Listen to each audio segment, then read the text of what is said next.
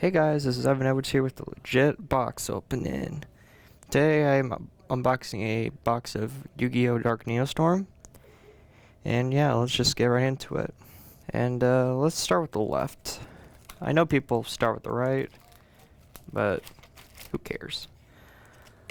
Okay, so first pack. And we have Orcus Crescendo. This is one of the better cards of the set. Definitely good for Orcus control decks. Then we have Guard Dragon Reincarnation.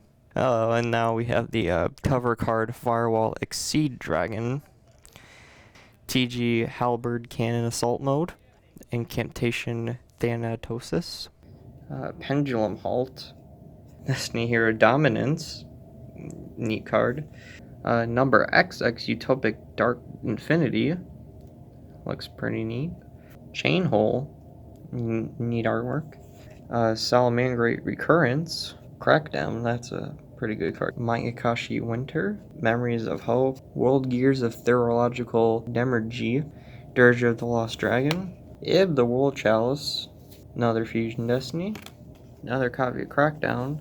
So guys, if you liked the video, please hit like and subscribe. If you'd like another video like this, please let me know in the comments. My name is Evan, and I'll be seeing you next time.